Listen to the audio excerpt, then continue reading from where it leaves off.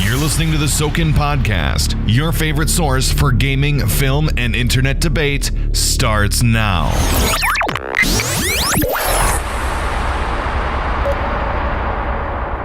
Hello, everyone. I'm Eva, and welcome to the Sokan Podcast Valentine's Day Special. With me today are Leorin. Hello. I am Leorin. And Jace Drayson. But you said it wrong because it's actually Jace Drayson. And I'm also Cademan in some circles. I wholeheartedly apologize for messing that up. How are you two doing today? It's a pretty good afternoon, chilling at the house, playing a little video games, doing a little RP. What about you, Leo? It's fabulous. I had to work a little bit today, so it wasn't the perfect day, but I've got a glass of wine and I'm chilling here with my wife and kids and, just digging, relaxing. I've got some caramel corn in front of me, so if I crunch a little bit, that's why. A little relaxing day, ready to talk it out. Mm-hmm. Sounds like you two are having an excellent day. Well, we're going to be discussing the recent events in Sokan since the last podcast, loot boxes and pay-to-play gaming, the upcoming new season of the Clone Wars series, and we'll have a special interview with a member of one of Sokan's newest guilds.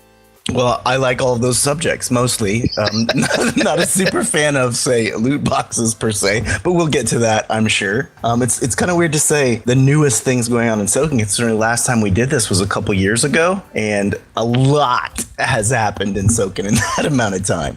All right. Well, we can move into our first topic today, which is the Sokan gaming community itself and what's been going on since our last official podcast 2 years ago. Well, I'll tell you the most important thing for me has been me. I'm new to the Sokan community since our last podcast, and I gotta say, man, it's been phenomenal. My first experience has been just in the game that I'm in and reading up on the history of stuff and even watching some of the old videos and some of the old podcasts. Man, Sokan has just exploded in the last couple of years. It's been really impressive. You say you're new in the last 2 years, which you are, but you've really already hit your mark. Like you're well over a year now into the community. So, I mean, you've been around. When we're talking about the last 2 years, you've been around for most of it. I get around, Jace. I've heard this about you. But I mean, it's one of those things about how much time has gone on and how much stuff Sokan has really gotten into in that time. It's been a lot, branching out into other games and really expanding the influence and the reach of the Sokan community. It's been really cool to see. Like for me, though, it's not new for me because I've been a part of that reach. So for me, it's not something that like, oh, Sokan has been something else. I've only known Sokan in this context. So it's been interesting seeing some of the history of Sokan pre my joining. It's been cool to read up on a lot of that stuff and then knowing what's coming. Yeah, it's a really cool thing considering the last time we did a podcast, all we had was SWTOR guilds. And I think at that time we actually had 4 SWTOR guilds, one of which is now kind of combined into another. We had the Knights, which was the Jedi, the Lords, which is the Sith. I think we still had Elite back then, which was the Bounty Hunter type guild, and SAR, which is the Trooper guild. I think that now there's just the 3. But we've jetted out in ESO with Divine Conclave that Leo and I do, Invictus, Imperium, which I have done in the past and a lot of our community members worked through. We're in WoW, a couple different guilds in WoW, Brotherhood of the Horse, Red Wolf Clan. We're in Final Fantasy 14 with Astrodon. We're in Guild Wars 2 with Valiant Ascent, and of course the D&D group, which does tabletop type RP on our Discord. It's really kind of remarkable to think that a single guild of Jedi has blown up into like 10 different guilds and a bunch of different games. I remember I was on council when we first even started talking about jumping into Lords, or I was in council just shortly thereafter. And it was kind of a weird feeling thinking like another guild, that just doesn't seem like a good idea. I mean, we're going to split our focus. We're going to split the energy that makes the community go. We're a Jedi guild. That's what we do. And then Lords got born and all it did was double the fun, right? And so every time we kind of split off like a cell multiplying, and there's another community that's born with its own identity, its own culture, and still we're all a part of this big fat Sokan family. It's cool, but it's kind of weird at the same time. Yeah, that is pretty cool to see. And it cannot be overstated. The move from TeamSpeak to Discord. Holy monkeys. was that amazing to see. I remember when I started and I was like, hey, what's our Discord? And Jace, you were like, no, we're in TeamSpeak. And I was like, what? My grandpa uses TeamSpeak. We were there. We were in TeamSpeak. It was really kind of, it would always be embarrassing when we'd be like recruiting in our guild. So what's your Discord? Well, we don't have a Discord. What do you mean you don't have a Discord? We're on TeamSpeak. Oh, I don't use TeamSpeak anymore. It breaks my computer or whatever. So yeah, we did a total transfer into Discord, and it is really crazy to look at that Discord with all those channels. I think we have like 700 or 800 people in our Discord now. Yeah, it's crazy. It was an awesome move to Discord. What games are you guys interested in seeing Sokan expand to in the future? Jason and I actually talked about upcoming MMOs and things we'd like to see Sokan expanded to the other day. We were tossing future MMOs back and forth, and there's one that has caught my eye. It's called Camelot Unchained. It's kind of a spiritual successor to Dark Age of Camelot. It's the 3, realm be realm be realm situation, and it's all set in the Camelot mythos, and it looks really, really cool. I've dug through the website. There's not a whole lot in development, but they have written tons. And for me, because I am a super nerd, and because RP is my primary mode of entertainment when I'm playing an MMO, I want there to be context. I want there to be depth, and I want there to be a story behind what I'm RPing. It's why I can't get into more superficial or shallow games, really.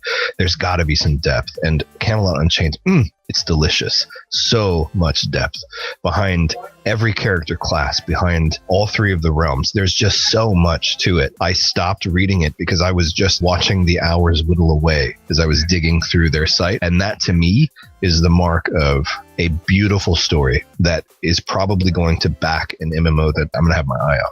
Yeah, I have kind of been looking at that one. I like also Ashes of Creation, assuming that the development happens on course and it doesn't flounder or flake.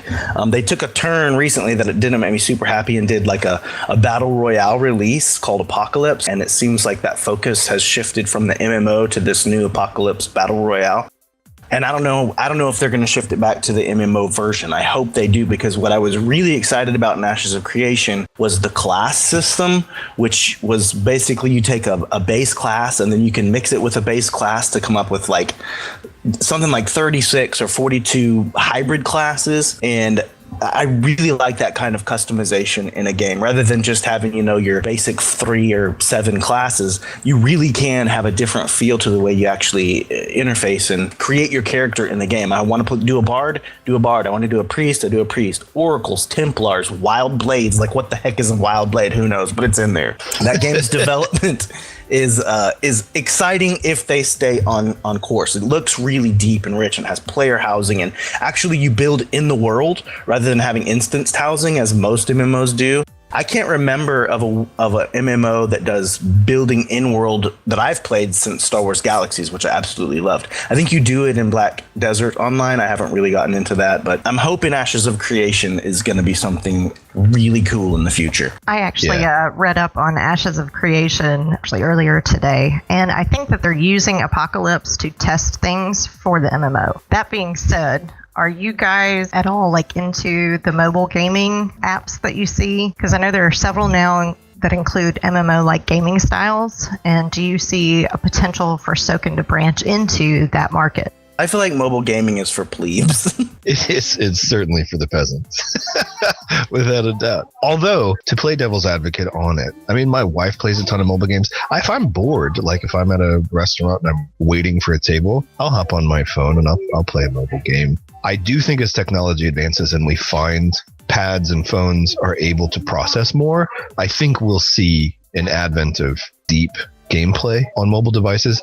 I don't think we're there yet. Anytime a game goes mobile, I'm disinterested in it. Yeah, same. I feel like it's just going to be a little piece of garbage. Now, that said, I am kind of looking forward to, I think it's called Blades, Elder Scrolls Blades. I'm holding judgment to see if they can nail an Elder Scrolls experience on a mobile device. I highly doubt it, but maybe we'll see. I do kind of like Elder Scrolls Legends, and I kind of liked, I don't remember what it was called. It was the Star Wars version of the online game, and we kind of had a little Sokan, it wasn't officially Sokan community, but several of us Sokan people had a little Star Wars team that we grouped up with. I wouldn't mind doing something.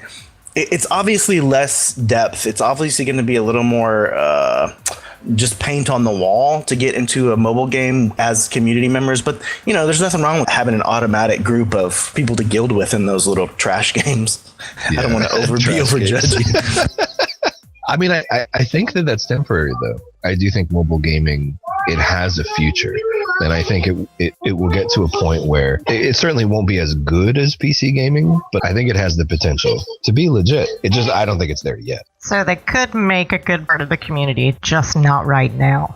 Well, I mean, and I do think that if you're already playing, so I already play Elder Scrolls Legends. It's the card game, like Magic the Gathering, but in the Elder Scrolls universe.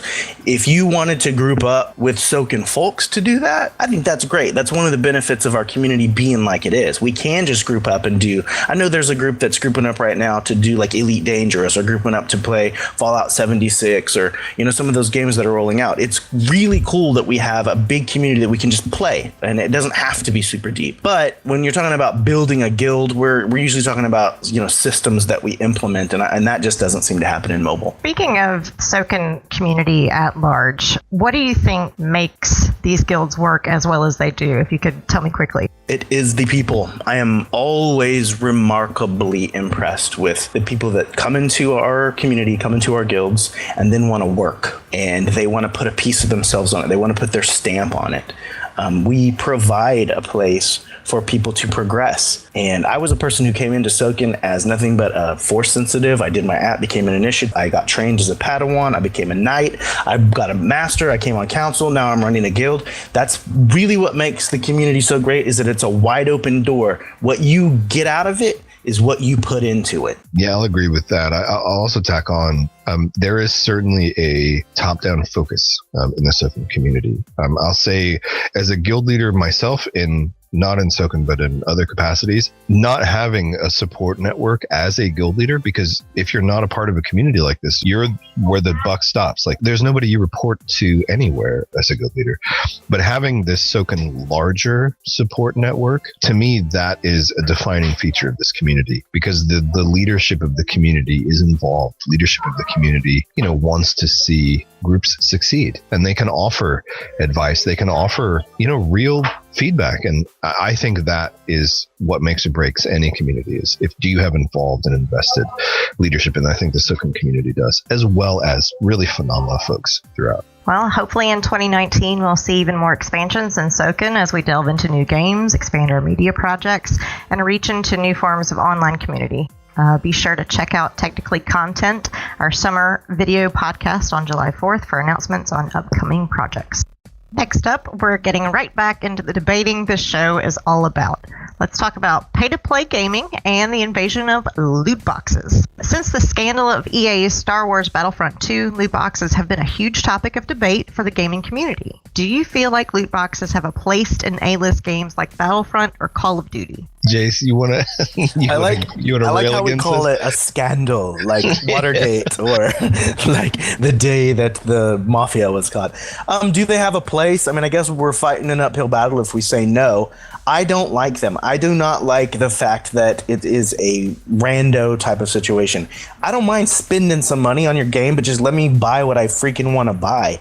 Don't make me buy a box and open 100 of them before I get the actual gun or the actual outfit or the actual house that I want to get. Personally, no. I don't think they have a place. I don't want to have a tacked on money-making pyramid scheme inside of my video game. It really pulls me out of my immersion and my fun. I will say, as controversial as this is going to be, my God, I don't have a problem with it. And I think they can serve a good purpose to keep a game funded and to keep a game that you love alive, if they're implemented quote unquote properly. The problem we see is when loot boxes implement things that will help you in a PvP scenario, they help you get the better of your opponents. Like, that is when I don't think that they're suitable. But when they're things like cosmetic items, when they're things like a new skin, a new costume, a new hat, to me, I have no problem with them whatsoever. I don't spend a lot of money on loot boxes, so I'm not their primary target. Their target is the whales, the folks who fund these games. And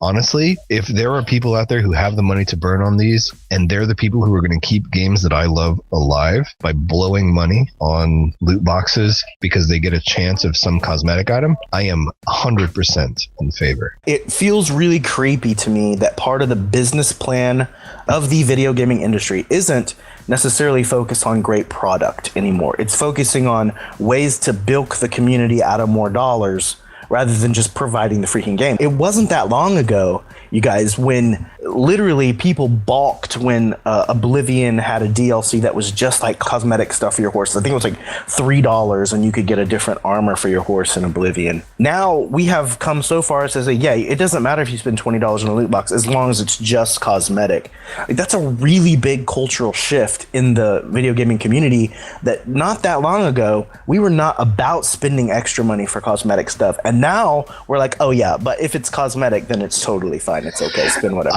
I totally disagree. Like, Oblivion people bought because it's a single player game. Like, why would you spend money on a cosmetic thing for a single player game? In an MMO, it's different. You want to look pretty so that all your friends can envy you. Like, I don't think cosmetic additions are new, nor do I think that the willingness or even the ability to pay for a new cosmetic item is something new or even to be balked at multiplayer games. Single player games, yeah, that's kind of weird. In Oblivion, DLC for armor for your horse is completely cosmetic. Yes, that's silly. Nobody sees that but you. But you can beautify your character so that all of your homies can see. That I'm totally behind. Well, Jace, do you think that they're getting what they're paying for here? Or you think the gaming designers are kind of leading towards these loot boxes and this pay-to-play kind of thing and making the in-game accomplishments less rewarding? Oh God, we're going to get into economics and talk about value versus price point. And I don't know. Ultimately, I do not have a problem with people spending money on video games. This is a completely recreational type, like from the get-go. When you go into Best Buy or download a game, you're spending a chunk of money for your entertainment purposes. It's to shoot stuff in an imaginary world. So right off the bat, somebody somewhere is going to have a problem that we have a culture that spends money on fake crap, right? So at that point, it's just about frequency and volume and intensity, right? The idea that you're okay with what you're paying and you're getting what you paid for is what our economy is based on. If people feel happy enough to do it, then they're going to screw over the people that don't feel happy enough to do it. So there's always going to be a tension and a push and pull between the consumer and the developers of these games to see what they can get away with. Ultimately, the companies are responsible only to their stockholders, bottom line. That's it. They need to make money. So however they can make money, lie, cheat, steal, it has to happen. Otherwise, they go out of business. And I get that. And I want them to be successful because I want video games to continue to get better and better and better. I do kind of have a problem with the idea that what you get on the front end is ultimately not a full game. It's not a complete experience. It does bother me that the design of that whole economic interface is that we're going to give you a little bit for this $60 input, but if you really want to play more of the game, you got to give us a little more and a little more and a little more and a little more, especially when it's freaking loot boxes. Yeah, I mean, I think the examples you bring up, though, are what I would consider the worst of the bunch. Like, yes, anything can be taken to a negative extreme. Any element of development, any element of garnering a profit, any element of game design, they can all be taken to a negative extreme. And I agree, loot boxes can be a bad thing if they're taken to the negative element. If they get to a point where players are given an unfair advantage or players are taken advantage of. But I do think that there is a place for loot boxes somewhere shy of that line, whatever that line is. I'm ill-equipped to define that line other than personally. I don't think having cosmetic items in a random drawing, if you pay for a certain number of loot boxes, then you're never sure what you're going to get. To me, that is on point. I like that. I dig that element because what it's going to do is it's going to draw in the people who are willing to fund the game in a way outside of or in addition to the box price and maybe the subscription. And if they're willing to do that, by all means, let them do that. Let those people who have that disposable income help fund the game that I love playing. Are there going to be people who maybe can't afford it or shouldn't afford it? Perhaps. Probably. Should they be forbidden from spending that money? I don't know. They're grown-ups. I get, yes, it can be taken too far. But on its face, if it's done responsibly, I'm 100% on board. This whole economic talk, do you think smaller game companies or, the indie developers are going to suffer because of the pay-to-play gaming? Do you think that's having an effect on the indie developers, such as Telltale having to shut down because they weren't making enough money? I think that a major corporation is always going to have a leg up on a small indie developer. And what an indie developer needs to do is focus on their mission, focus on what they're trying to do rather than try to compete with the big boy. The problem is the big boys don't play fair, and they will buy up those little companies or buy out those little companies or even work to shut down those little companies in order to make their product more appealing. And I think that they do that by unfair means. Certainly, marketing these loot box type cosmetic things or even non-cosmetic things to grown-ups to spend more money, as Leo said, is a way to do that. And that's fine and dandy. But oftentimes, the people playing these games are not grown-ups. They are minors. I've heard horror stories about kids getting hold of the phone or getting a parent's credit card and charging up all these bills to these games, buying up these loot boxes, buying up these special guns, buying up these cosmetics. Just the other day, I heard one of our guild members talking about it when they were young. He said he spent like $110 on Wizards 101 and got grounded from the computer. And is it predatory, I guess is the question. And it seems like the major corporations are predatory in some of their business practices. How they market to kids, how they market to people who are maybe less frugal, how they market towards gambling. There's that whole thing about gambling addiction. And then how they are treating these smaller indie companies who really put out the games that we love in the first place. I think about BioWare and how it has just morphed into not a company that I recognize anymore, based on big corporation pressure and big corporation buyout, and EA kind of just saying this is the way you got to do business now. I'd like to address a particular thing that you talked about, Jace. It isn't necessarily about shutting down smaller companies, even though I think that that's a reality. You'd mentioned kids who get a hold of their parents' cards and they spend money. I mean, we're both parents. I'll say if I let one of my kids run rampant with my credit card and buy crap, I'm not going to get mad at Amazon for affording them the opportunity to buy things. And I'm not going to get mad at H-E-B, our grocery store here, because they have curbside pickup and they let you order online. The same way I'm not going to get mad at a video game company because they afford the opportunity to buy things online and one of my kids is acting irresponsibly. It's my job as their parent to keep them from doing that, and to keep them from acting that way. And I think to blame a video game company who has created a system that, I mean, we can argue whether or not it's gambling. I think in some ways it is, but I think in other ways it certainly isn't. You're paying and you kind of have a known quantity. You kind of know what you're potentially going to get. But I don't think if a child steals your credit card, that's the company's fault. I just can't hold them accountable for that. Right. And ultimately, there is a responsibility that a grown-up has to have with their information. However, in this day and age, the reality is you can spend loads of money by knowing a code on a phone. You can spend loads of money by things that autofill on a website. My Google Chrome is remembering all of my passwords and remembering all of my credit card numbers. And if my kid sits down right after me and I have forgotten to delete all of my information, those predatory practices take advantage of that reality. Yes, ultimately the responsibility lies with the owner of the device. I'm not really against that point.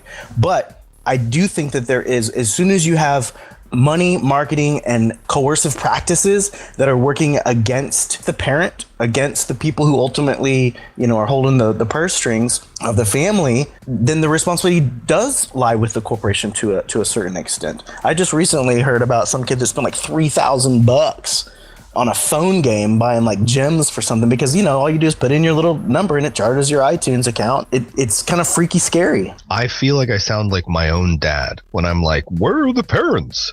But that's my line. Like, where are the parents in those situations? I really can't hold the video game developer accountable for that any more than I would hold Amazon accountable if my daughter decided that she was going to buy 1,000 Hot Topic shirts off of Amazon. Like, yeah, I'm unhappy with that decision that she made, and I'm unhappy with her irresponsibility at that point. But I'm not going to hold Amazon responsible for it, even though they advertised for it.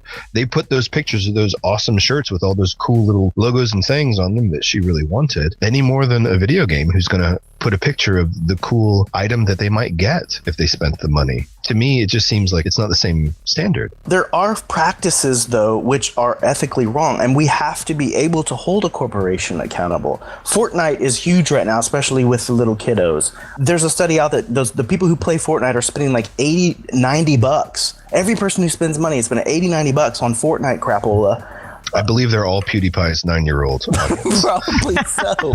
But like even advertising, for instance, that's corporation driven, whatever. There are regulations on how you can advertise. You can't advertise cigarettes online, for instance, because it's considered unfair. You can't use characters like cartoon characters to sell tobacco.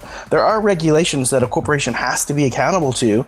And so much of the online life is so new that the regulations haven't caught up, and they are taking advantage of the way that we live our lives online right now. Totally agreed. I do think those advertising regulations, though, are about things that could kill you. And I don't think spending a little too much money in a video game is going to lead directly to your death. But perhaps indirectly, because you can't afford groceries. But I do think they're a little bit different. I think one's way more serious. Joe Camel, way more serious. They're marketing cigarettes to children. Like, that's really, really bad juju. Well, next time my daughter charges up my credit card, I'm coming to your house for a sandwich. I will give you a sandwich, Jace. I'd happily give you a sandwich. All right. Well, it looks like one way or another, pay-to-play gaming may be here to stay. If you're for or against this style of gaming, remember to vote with your wallet. The game designers will listen to their fan base on their sales, so make your voice heard.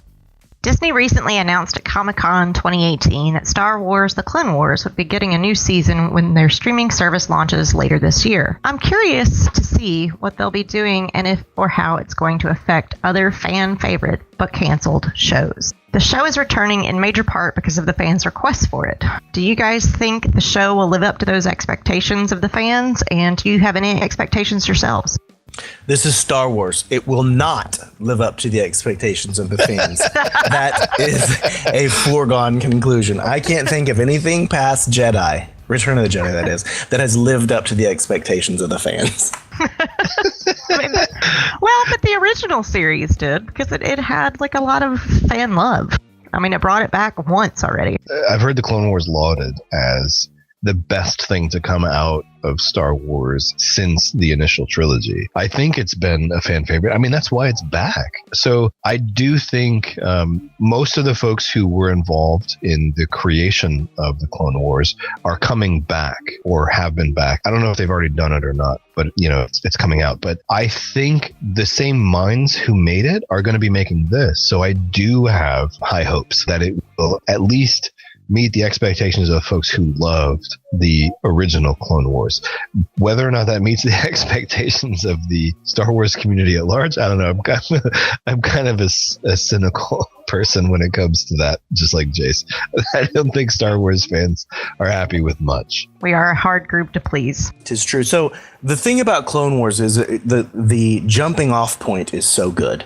I guess that could have been said about original trilogy too, but the jumping off point is to a place where if you watch Clone Wars, the earlier seasons seem a little bit more kid oriented. The series actually grows up over the seasons and the storylines actually become some really good episodic content.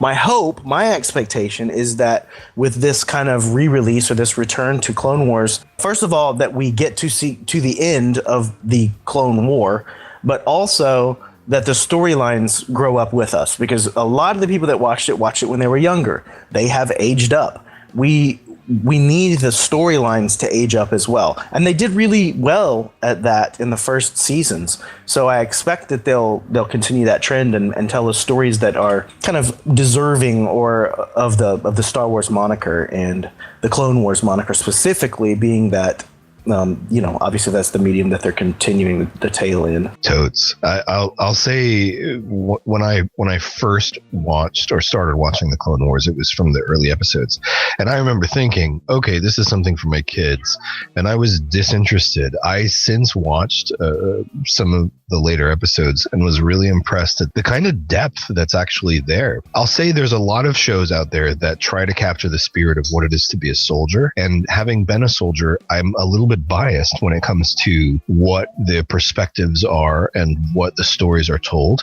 And I'll say the stuff that I saw from the Clone Wars was really well done. There was a depth, and there was some moral gray, and there was some challenges there that are kind of unique to the life of a soldier that I don't think come naturally to folks. The life of a soldier is very outside the norm, and I think they really, really captured that. I like that they don't just have a hero or two heroes. It really is a story about not just Anakin and not just Obi-Wan and not just Ahsoka, who became a really important figure, but it's about a number of the clones too, and their stories are really intriguing and very interesting, and I'm confident that's going to carry over into this next season because it was such an important piece of what it was before. Well, just they weren't afraid to go dark in Clone Wars, which I appreciate, because a whole part of the Star Wars mythos is the dark side, which is truly, right. If you really want to experience the dark side, it's a dark side. We don't often get to see the darkness of the dark side. A lot of the times it's kind of glossed over or kidified in a lot of ways. The episodes with Anakin actually seeing the prophecy about becoming Vader, to allow one of your kid hero favorites to go dark or to see what it means to go dark. Darth Vader is one of the seminal villains of all time. And that character, Anakin, in that little cartoon series becomes that ultimate dark Darth Vader.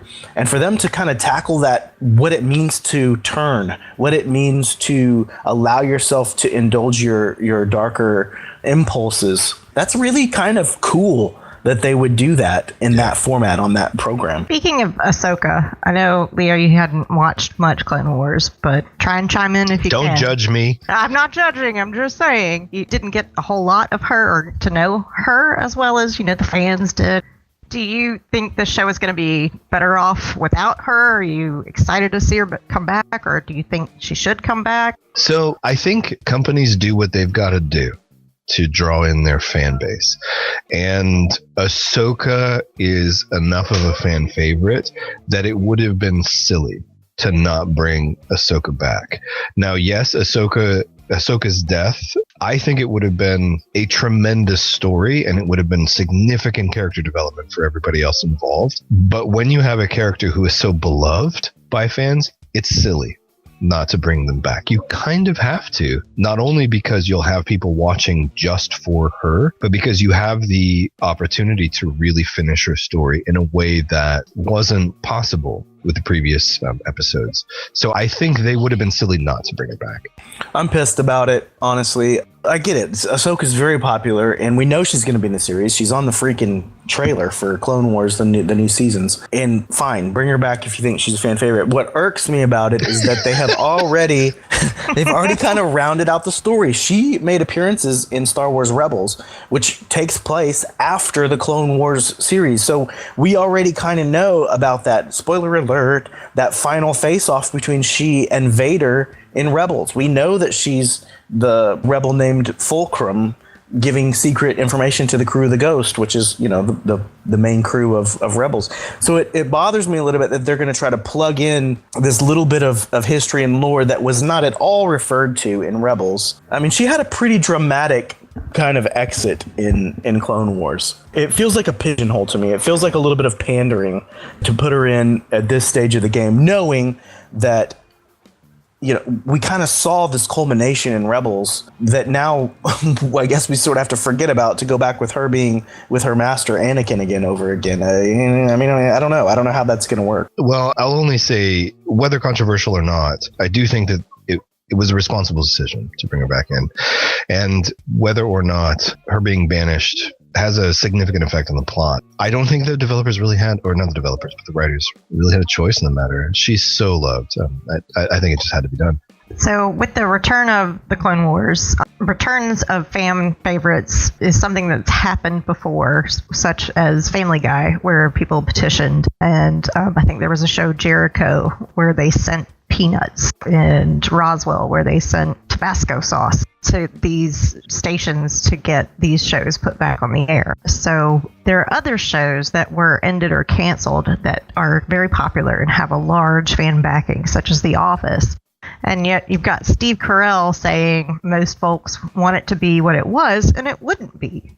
Ultimately, I think it's maybe best to leave well enough alone. Do you think more canceled shows with huge fan bases like The Office or Firefly should continue being made? It depends on the life of the story. Honestly, I don't know that it's great just to bring something back for the sake of bringing something back. That is all the rage right now. For instance, Roseanne's show went off decades ago. They brought it back, and then she had a political situation. They took her off. The show is still ongoing without Roseanne, and it's called The Connors. Is it good? I don't know. I'm not going to watch it. It's not Roseanne. So that seems like something that was just kind of forced for a nostalgia reason. Firefly is a different situation. They didn't get to finish the story of Firefly. It was great, fantastic show. So I guess my answer is it depends on if there's still stories to tell in that universe or in that narrative. Yeah, I'm all about it if it's great, if it's worth doing. If the story's over, then let it be over and don't force something on us that's going to wreck our happy. I think certainly if there's more story to be told, yes. But there are certain instances where it's not a story. Like Roseanne is episodic. I don't know if that's the right term. But every episode is kind of its own individual story. It's just a matter of what story wants to be told, given the characters and the setting that you have. So with Firefly, yes, totally agree. It was not good that it got cut when it did. I'm so happy that they made Serenity, the movie. And I think that was a beautiful bow to put on that story.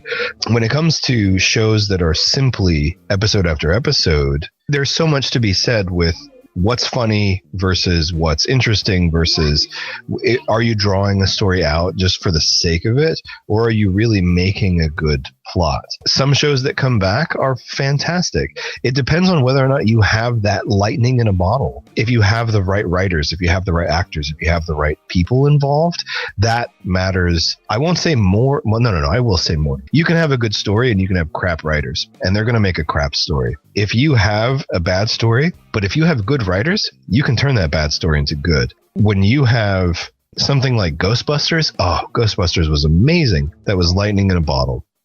When Ghostbusters has been remade, it just hasn't been remade with the same kind of magic because the same people aren't involved. The same writers, the same minds behind what made that magic in the past just aren't there. That to me is the piece that if that's not there, don't try it. But if you have the same people, if you have the same folks, yes, you should probably do it again. So do you feel like there is more after Serenity that could be said for Firefly? Oh, I do. That universe is so wildly unexplored, and it was so intriguing. There was, even if we didn't focus on Mal's crew, which I wouldn't love because I loved his crew, there's just so much that we don't even know. We don't know how they got to be how they are. The Browncoat Rebellion War. There's just so much depth. I'll say this. Joss Whedon created a vast, wide, huge universe, and we only got just a taste of it. And I would love to have a full meal. But as Leo was pointing out, if you don't have the same writers, then it's not necessarily the same. So could you do Firefly without Joss? Oh, no. Let me add a caveat. Okay. Because if you have something as brilliant as that, I think other good writers could probably do it. I think we've seen that with Star Wars. You have tons of writers who have been involved in Star Wars, and they've made some good and they've made some bad. But if you can make the good, And I think that is a universe that is ripe for it. All right. Well, speaking of Star Wars here, then we've got your non-main focus world movies like Rogue One or Solo. How do you think the writing played into those two movies and how they were received? So I think Rogue One was a great movie. And I think Solo was also a really good movie. Jace and I have had a few arguments about Star Wars it's our way in the past. But I will say, I think, unfortunately, some of the bad press that Solo has gotten, like its box office sales, has been the result of other movies because they've been disappointing. Solo itself was good. I really enjoyed it. I think they were well written. I think the characters were well developed. And I think the stories themselves were well told. They were gritty, which Star Wars didn't tend to do. Yes, there were deaths, but they weren't gritty deaths. And they also focused on non-force sensitive characters, which is, in my opinion, sometimes the more interesting story. Now, granted, that's not to take away from obviously the initial trilogy and the prequels and what's going on now, but there are some really, really intriguing stories with non-force sensitive folks in this world of crazy space wizards with, sabers of light. Like, that's a crazy universe to live in, and they can make some really good stories. And I think they did with Rogue One and with Solo. I think they did better on I think they're calling them a Star Wars story. I think they did better with those than they did when they were continuing the saga. There's a little piece of me that just sort of wishes they would have just focused on these kind of extraneous stories, these outlier stories. I wasn't super interested in knowing Han Solo's backstory. We know Han Solo. We know how he came into the Star Wars saga. We know how he exited. To give him that young Star Wars thing, I wasn't interested in that. However, the movie was freaking fun to watch. So, I didn't see it in the theater. It was the first Star Wars film that I did not see in the theater. I watched it when it came out on DVD. But I really, really liked it. And it got undersold because of a bloat of Star Wars stories, a reboot that is happening with Star Wars that made all of us a little bit sick and tired of the franchise. I do feel like Rogue One and Solo are some of the best Star Wars that we have seen. Yeah, agreed. And I'll have to agree as well, seeing as how I like my non-Force users. But be that as it may, we'll be seeing Clone Wars return for a 12-episode run on Disney's streaming service later this year, and I, for one, am looking forward to it. And last but not least, we have a special guest today. Argrix, or Argy, from Sokan's Guild War II guild, Valiant Ascent, is here to talk with us about what it's like to begin a new guild in Sokan. Welcome, Argy, Shark Boy, and all the other names you're known by. Argy, before we get into really talking about the Sokan stuff, why do they call you Shark Boy? Well, that's a long story, but I'll give you the short version. I hate sharks. I don't think you need to be embarrassed of that in any way. Sharks are terrifying, and anybody who gives you guff about it is wrong. They seem to have followed me all the way to Guild Wars 2, so... I'm sorry, then, I guess. Well, stay out of the deep end, Argy. Okay, so you and me have both had the opportunity to make a new Sokan guild kind of from scratch. We get it. I understand the process. You guys went through a lot of the same things that we went through in Divine Conclave. What was it like for you when you were coming up with the basic ideas and kind of the concept for what the systems in the guild would look like? It was very interesting for me to jump from a sci-fi setting all the way to something that was not a sci-fi setting. Having to come up with the different structure and even the storyline within the guild was interesting because it gave me the opportunity to explore a different form of creation and imagination that I got to open up to other people about. I think in the grand scheme of things, Guild Wars 2, like any other MMORPG, is a game that's heavily reliant on the lore that the devs make. And to that end, the players within the game are very defensive of the lore. So finding a way to kind of ride that wave in and come up with a storyline for the guild without damaging the overall core lore of the game was a task. It was interesting, but it was also fun because everyone got to develop their own story. We got to develop our stories, and it was great. I enjoyed it very much, and I think the hardest part of it was actually coming up with the name itself, to be quite honest with you. Well, it's a very poetic name. I will say, as somebody who has forged into a new genre of Sokan guild gaming, I will say, it's kind of a disclaimer. There is a limitation to the types of MMO guilds that we can create. The community officers are looking for guilds to go into games that are growing and expanding. We wouldn't want to go into SWG, for instance, to make a guild. So there really are limitations on where and how we can make Sokan guilds work. Oh, absolutely. And of course, like I was saying, it's absolutely reliant on the player base in there. I'll say, as the resident lore hound of our ESO guild, I love your answer there of trying to make sure that you honor the lore. Love it. So in addition to that, with the creation of Valiant Ascent, what would you say were some of the biggest challenges that you faced getting Valiant Ascent started in Guild Wars 2? Well, I already addressed one, which is right off the bat becoming familiar with the lore. But that was very easy to get by because the game itself takes place on one world, so there's no really branching out to other places and different settings. I mean, the world is huge, but it's easy to learn the backstory of each species and region within the world itself. I think another challenge right off the bat when the guild was created was finding those regular players to help us supply the storyline. Obviously, as you know, any guild that exists only survives based on the people who are willing to participate in the overall increasing of it, the basic sustainment of it. So finding those regular players was the primary obstacle we had to get over. And we were lucky enough to be in a game that had people who just loved roleplay and were ready to contribute to that overall sustainment of the storyline.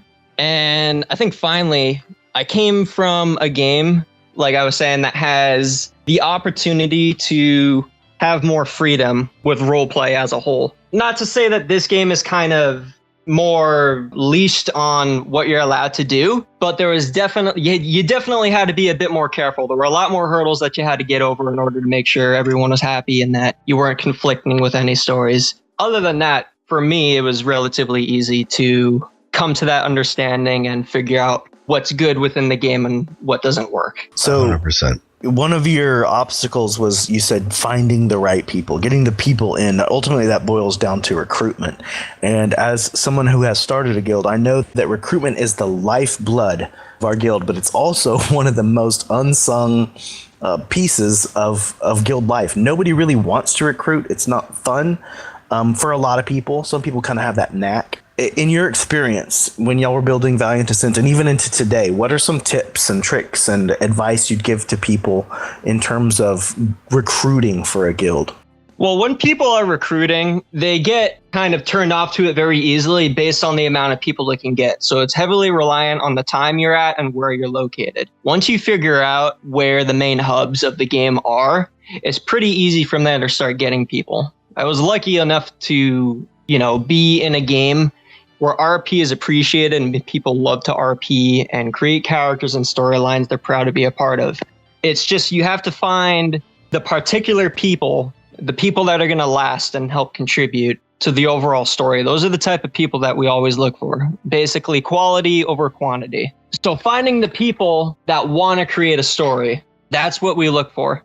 And the main obstacle, I think, is consistency. You never want someone who only comes on really once every few months or so on and so forth. And that can be a big turnoff to regular players when, people are only coming online every now and again. So again, just finding the right place to recruit people, kind of adhering to their want to RP more and expand their own character story and appealing to their better sense of imagination is really the lifeblood of recruiting, as you said. So in addition to recruiting folks who are interested in a good RP experience, there are folks throughout the Sokan community who aspire to be part of the leadership someday. And honestly, the kinds of folks who create the atmosphere that our peers are interested in being a part of. So what kinds of things are you looking for as a guild leader? What kinds of things separate role players from junior officer and potential leadership for you? What are you looking for? Well, there are 3 points right off the bat that I look for. It's attitude, commitment, and consistency. Basically, I want to have people have the right attitude about the guild. And what I mean by that is I want them to be committed to having the guild grow. I don't want to have people that, are here just to stay on once in a while and, just are here for a position of power, things like that. In terms of commitment, it goes back to that whole, staying online only every once in a while. And, we look for the people that are online constantly or as constantly as possible and are finally contributing to the growth of the guild. People who are there to help out others, get them in, teach them how to role play, have their grow their character as well. Being a heavy RP guild, that's the main point that we go by there. Hallelujah. I've often said as a GM, I'm not really looking for people who want to be leaders. I'm looking for people who want to serve. That's the best leadership I've ever seen, are people who want to create and undergird what other people are doing. I'll kind of ask you this question by giving my answer, but one of the coolest things that I've seen in our guild is a little idea that I had, a spark of an idea that I had, going out into the community, into the people that we've recruited, and they take that spark and make it into a full-blown flame with their own life and they make it bigger than I ever could have imagined, with their own ideas and their own energy. And that has been really cool to me, a real rewarding experience. I would ask you, what has been the most rewarding part of being a leader in your guild up to this point? I got to tell you one thing. I logged in one day. Here's a small story. I logged in one day and just seeing people, RPing, as simple as that sounds, but just RPing. We gave people a basis. Our guild gave people a base and a foundation to start from to grow their character. And they got that confidence and that motivation to write up their own story and then carry it out. And I think that's probably the best part of being in a guild in Sokan, is that Sokan gives people the opportunity to create these characters and live out their own story, write them out. And it sparks the flame of imagination within people. I think that's one of the best facets of being in Sokan, is that it fuels the imagination of everyone, 100%. So you and I have known each other for a long time now, 2 years. I just want to know, how has Sokan impacted your life? Like new friendships, anything else? Like how has this community impacted you? Well, to be quite honest with you, it's been great for my self-confidence and great for my leadership abilities. I actually want to point out that when I first joined Sokan a few months later, I got picked for a manager position at my actual job. And being a junior officer in Sokan, I was able to kind of take the skills I learned from there and apply it to what I do out of the Sokan world. Along with that, just to briefly touch on that self-confidence thing, I really never have been able to flesh out my inner imagination, thinking about all these great characters and what I'd like to do with them and thinking about what I want their story to be. And Sokan gave me the opportunity to do that. And I think the most important thing that Sokan has given me is the amount of friends I've made. Everyone here has been absolutely outstanding. And I honestly would not trade anything for the friendships I've made. Oh, Arky! I know, baby. That is super cool. I can't follow that with anything, man. That's awesome. I wish I could figure out a way to put MMO guild leadership on a resume and to have an interviewer take it seriously. I haven't figured out a way to do that yet. Hey, listen, I have literally told people, put it on your resume. I'm somebody that reads resumes, pretty often. I'm a boss in the real world. If somebody put on their guild leadership or online community leadership, I would take that very seriously. I say put it on your resume. I think you're an anomaly, Jace, though. Why do people keep telling me that? Basically, that's saying I'm weird. You're weird. So, Argy, I am really, really glad to hear all of that personal development and / professional development stuff. I do think it's also been really good for me. And I'll ask, with your development of Valiant Ascent, my experience in other RP communities has been to see RP guilds come and go. They pop in, there's a cool idea, but there isn't really solid leadership behind it, or there isn't, it's not really fleshed out. And RP guilds come and go. They're like, it's like water. I mean, they flow in and out. So what is it that separates Valiant Ascent from all of the other fly-by-night RP guilds out there in Guild Wars 2?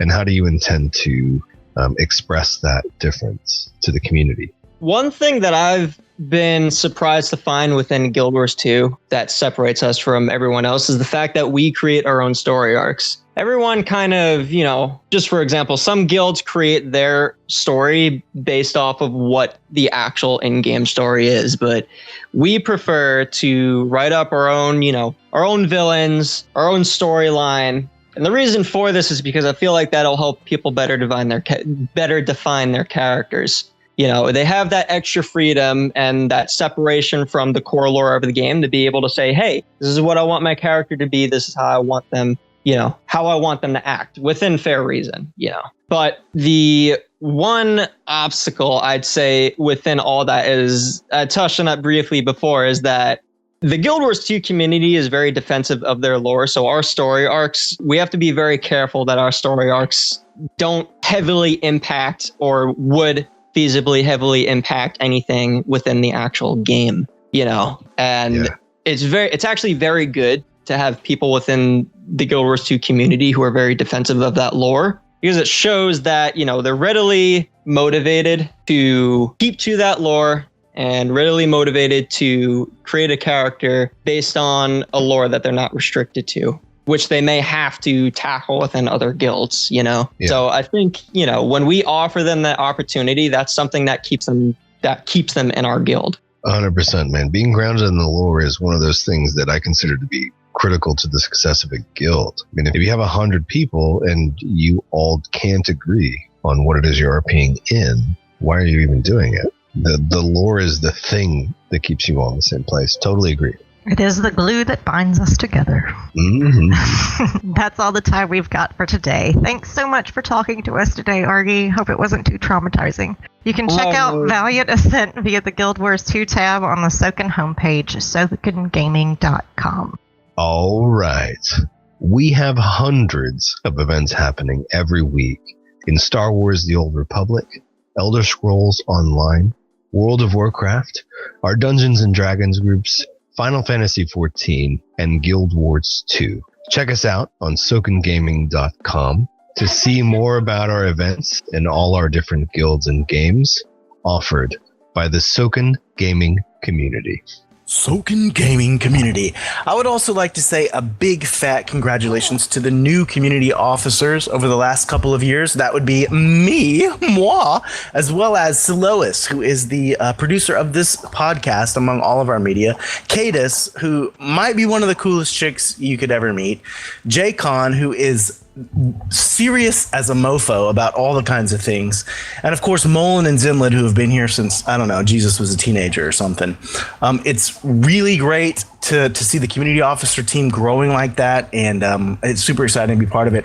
Also to our GMs, Argy, Zenection, Doofer, my IC brother from another mother, J-Con, and Blue. A big shout out to them for leading our guilds and making the world a better place in Sokan life. Well, thank you for that serenade, Jace, and thank you, Leo, both of you for being here, and thank you to our listeners for joining us today. Have a happy Valentine's Day, single or a couple. You do you. And keep an eye out on our website for announcements about our official return for the 4th season of the Sokan podcast. Stay classy, Sokan. Thank you for tuning into the Sokan podcast. Want to be part of Sokan? Check us out on Twitter and YouTube at Sokan Gaming. And make sure to visit sokangaming.com to join one of our many roleplay guilds today.